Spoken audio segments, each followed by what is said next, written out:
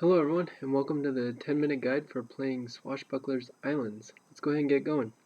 There is a background story to the game, and you can read that at www.swashbucklersislands.com, or the legend story is included in the rule booklet. So the objective of the game is for players to work their way around the islands, obtaining points by claiming and holding on to treasure pieces. There are 3 treasure pieces in the game: black worth 1 point, yellow worth 2 points, and red worth 3 points. The first player to get 9 points wins. What's in the box? Dice, the board, game pieces, or player ships, treasure pieces, sea cards, markers, and a rules booklet. So let's go ahead and get the game board set up before we begin playing. You first want to place the game pieces. You do this by placing one game piece face up on each island and remaining pieces face down to the sides of the board. You'll next want to place the treasure pieces. You do this by rolling 2 dice and placing the black treasure piece next to the island with the corresponding number, and then you repeat for the yellow and red treasure pieces. For example, if you roll a 5 first, then you'll put the black treasure piece next to Nivarian Island, and then if you rolled an 11 next, you would place the yellow treasure piece next to Scupper Island, and so on for the red treasure piece.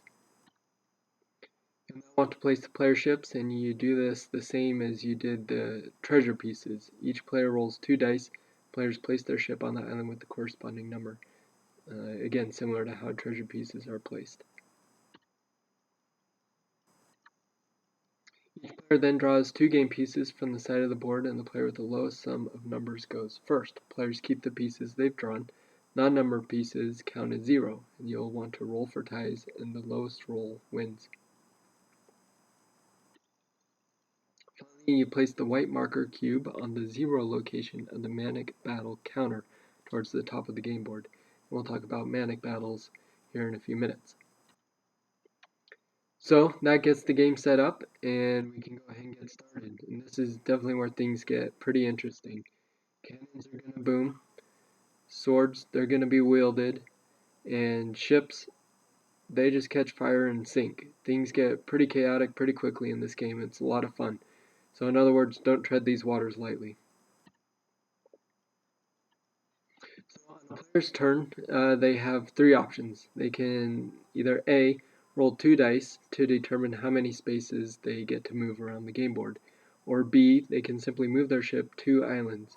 If you do this though, you must relinquish the lowest value food and crew piece that you have. And then finally C, you can choose to battle another player for any items that you are eligible to hold. If you do this though, you must draw a C card at the end of your turn. So as players move, they must follow the directions of the arrows to follow the currents of the sea.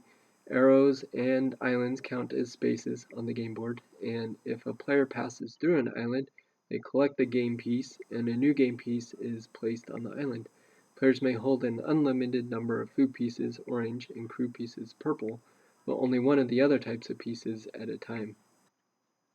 The other types of game pieces are swashbuckler, parlay, cannon, and sail.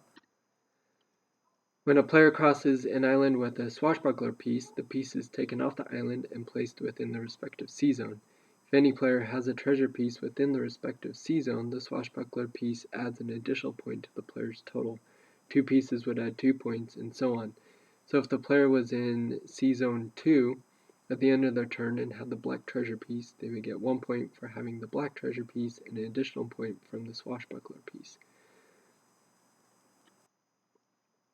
The parlay piece allows a player to refuse battle at any point in the game. Cannon piece allows players to take an additional roll during a battle. Sail piece allows players to go against the currents or arrows during their turn. You also notice that there's a key on the game board towards the bottom that shows the advantage that each game piece provides. After a specialty game piece is used, it is discarded back to the game piece pile to the sides of the board. Okay, getting treasure pieces and points. When a player has collected the minimum number of food and crew, they may go after the respective treasure pieces. This minimum number is printed on the game board at the bottom, as you see highlighted in green on your screen. Points are obtained by holding treasure pieces at the end of a player's turn. Points are marked in the respective points column for each player, and first one to 9 wins. So as an example, if a player has 15 food and 16 crew, that player may go get any combination of the black, yellow, or red treasures. But if a player has 4 food and 11 crew, the player may only go after the black treasure piece because they don't have enough food to go after the yellow or red treasure piece. Also, for example, if the player happens to be holding the red and black treasure pieces at the end of their turn, they would count 4 points towards their total. Okay, for battles, whenever a player crosses by another player, they must first engage in battle before the player continues on their way. There are 2 types of battle that can occur when players cross paths: sea battle and swashbuckler battle. For sea battle, this occurs if neither player has a treasure piece. Players' most valuable food and crew pieces are at stake. To battle, players each roll 1 white die 3 times, and each subsequent roll is added to the previous roll. The player with the highest tally wins, and in case of a tie, each player retains their pieces. Okay, for a swashbuckler battle, this occurs if any players that are engaged in the battle has a treasure piece. For the players that have a treasure piece, their treasure pieces and least valuable food and crew pieces are at stake.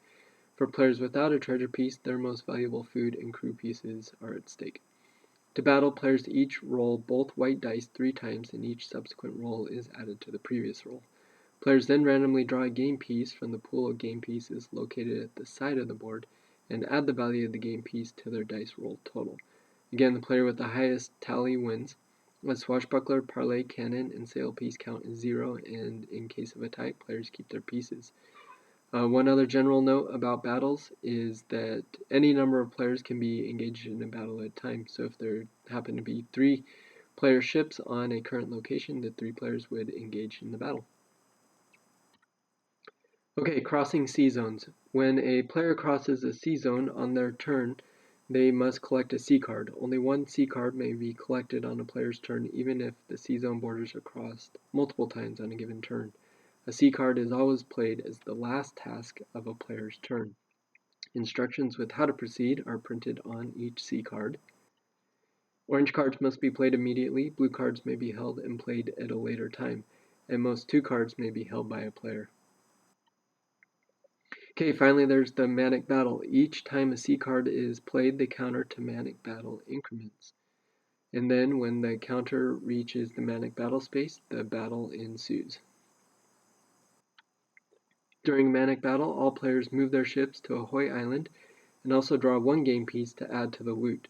Game pieces are turned over so players know what the total loot is worth. First player to roll a 7 wins the loot. Rolling begins with the player who completed the Manic Battle counter and continues in clockwise direction. After the battle, players remain on Ahoy Island. If multiple specialty pieces are in the loot, the winner chooses the one they wish to keep, keeping with the only allowed to hold 1 specialty piece rule. Okay, that's it. There you have it. Now you're ready to get started. Go build up your food and crew and collect the treasure pieces to win the game. Please visit us at www.swashbucklersislands.com. And as a final disclaimer, if there's a discrepancy between something in this overview and the rules book is final word. Okay, go have fun.